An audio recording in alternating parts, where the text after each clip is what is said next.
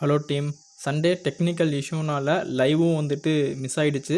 At the same time பார்த்தீங்க அப்படின்னா வீடியோவும் ப்ரொவைட் பண்ண முடியாமல் போயிடுச்சு.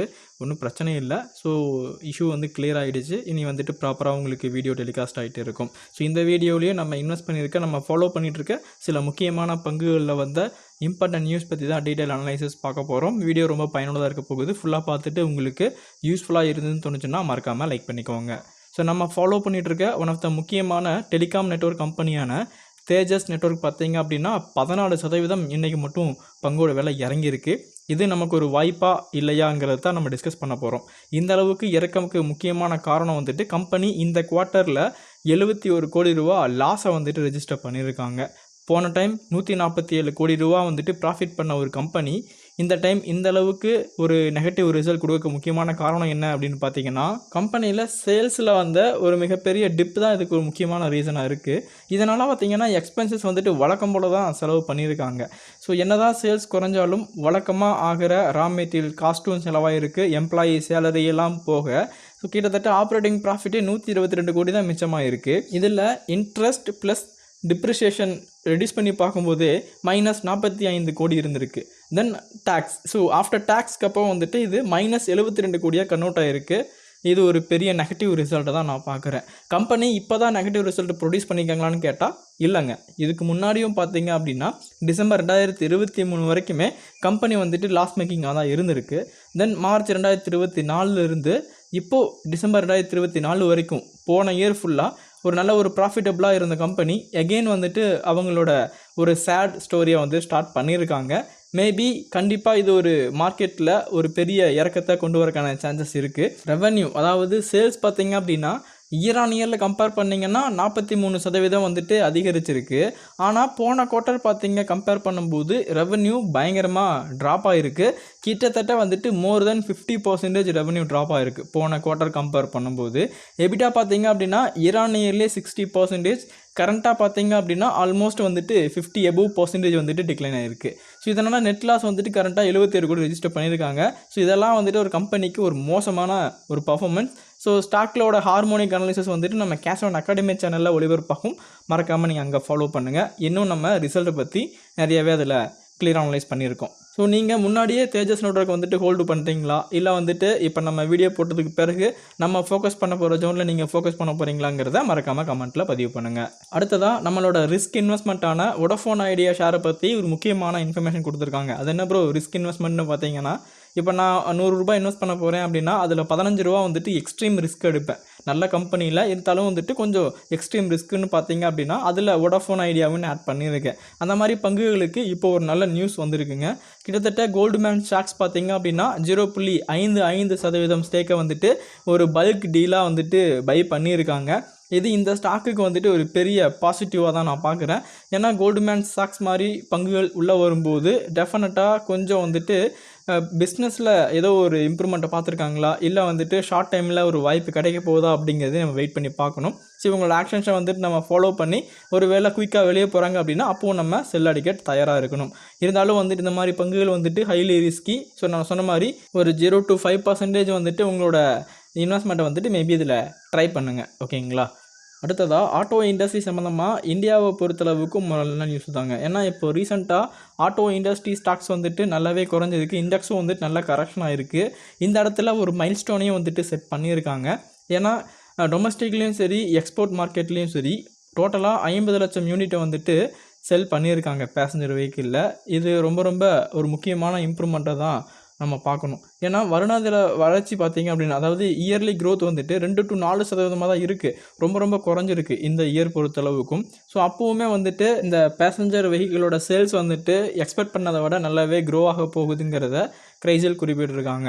அதோட இந்த எலக்ட்ரிக் வெஹிக்கிளோட பெனட்ரேஷன் பார்க்கும்போது முன்னாடி இருந்ததை விட 3 to 3.5% வந்துட்டு இன்க்ரீஸ் ஆகிருக்கு. அதுக்கு காரணம் இந்த நியூ எலக்ட்ரிக் கார் மேனுஃபேக்சரிங்கில் பார்த்தீங்க அப்படின்னா பேட்ரி காஸ்ட் எல்லாம் குறைஞ்சிருக்கு.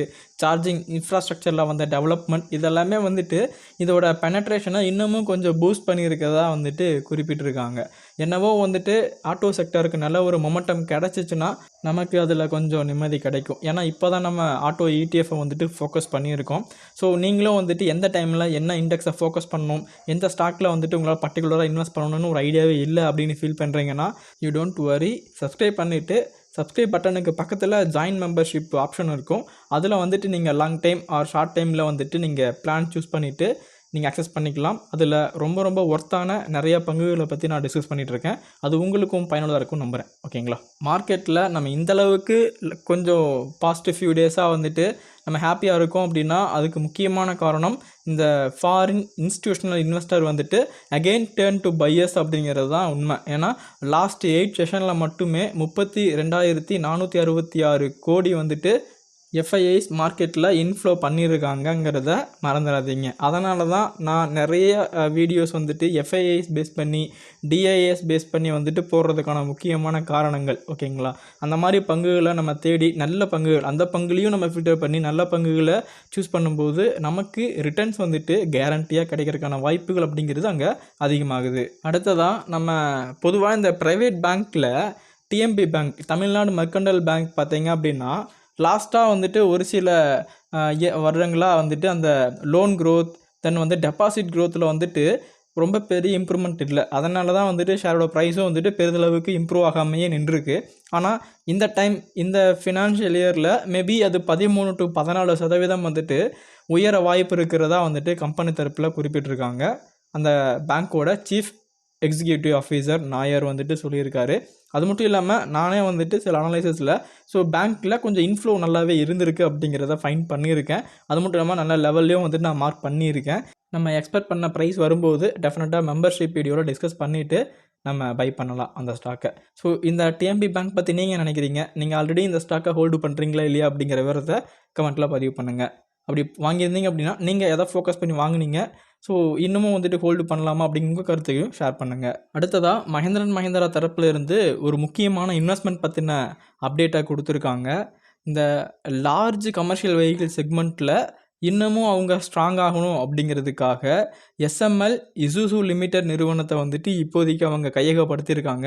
இதுக்காக 555 கோடி மதிப்பிலான ஒரு ஒப்பந்தம் அப்படிங்கிறது இந்த 2 கம்பெனிகளுக்கும் இடையில நடந்திருக்கு. இந்த அக்வசிஷன் அப்படிங்கிறது 2 வழியாக நடக்க போகுது. ஒன்று, ஸ்கார்பியோ மேக்கர், அதாவது இந்த சுமிட்டோமா கார்பரேஷன் கிட்டேருந்து 43% ஸ்டேக்கவோ, இல்லை டைரெக்டாக இசுசு மோட்டார்ஸ்லேருந்து கிட்டத்தட்ட மொத்த பங்குகளையுமே வந்துட்டு வாங்குறதா வந்துட்டு பிளான் அப்படிங்கிறது இருக்குது. இன்னும் வந்துட்டு அது கன்ஃபார்ம் ஆகலை அப்படிங்கிற மாதிரி தான் இங்கே பதிவு பண்ணியிருக்காங்க.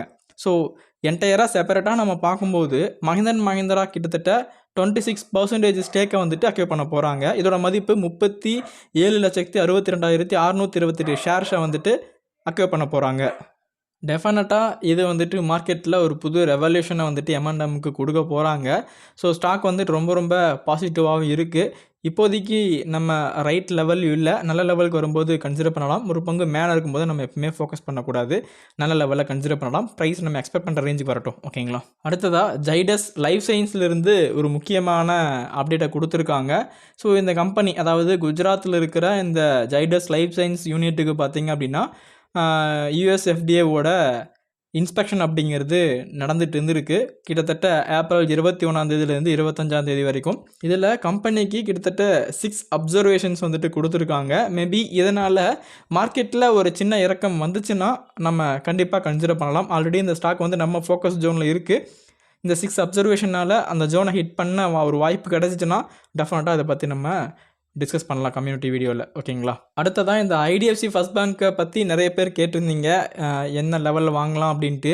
நானும் வந்துட்டு இந்த ரிசல்ட்டுக்காக தான் வெயிட் பண்ணிட்டு இருந்தேன். பார்த்திங்கன்னா நம்ம எக்ஸ்பெக்ட் பண்ணலை, ஆனால் ரொம்ப ரொம்ப ஒரு டிப்பான ஒரு பர்ஃபார்மன்ஸாக கொடுத்துருக்காங்க. எந்த அளவுக்குன்னா 58% இயர் ஆன் இயரில் வந்துட்டு ப்ராஃபிட் ஆஃப்டர் டேக்ஸ் வந்துட்டு குறைஞ்சிருக்கு. நெட் இன்ட்ரெஸ்ட் இன்கம் வந்துட்டு இன்க்ரீஸ் ஆகிருக்கு. ஒரு சில மிக்ஸ்டான ஒரு ரிப்போர்ட் கொடுத்துருக்காங்க. அதனால் நம்ம எக்ஸ்பெக்ட் பண்ண ஜோனுக்கு ரொம்ப குயிக்காக வரதுக்கான வாய்ப்புகள் இருக்குது. அங்கே நம்ம கன்சிடர் பண்ணிக்கலாம். இதை பற்றி டீட்டெயில்டான Q4 அனலைசஸ் வந்துட்டு நம்ம கேஷ்1 அகாடமி சேனலில் கண்டிப்பாக வரும், நீங்கள் அங்கே செக் பண்ணிக்கோங்க.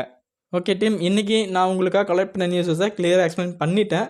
டெஃபினட்டாக இது உங்களுக்கு ரொம்பவும் பயனுள்ளதாக இருக்கும் நம்பிக்கை எனக்கு இருக்குது. இந்த வீடியோ உங்களுக்கு பிடிச்சிருந்தா லைக் பண்ணிக்கோங்க. இந்த வீடியோ பற்றின கருத்துக்களை கமெண்ட் பாக்ஸில் மென்ஷன் பண்ணிக்கோங்க. மீண்டும் இன்ட்ரெஸ்டிங்கான வீடியோவில் பார்க்கலாம். நன்றி.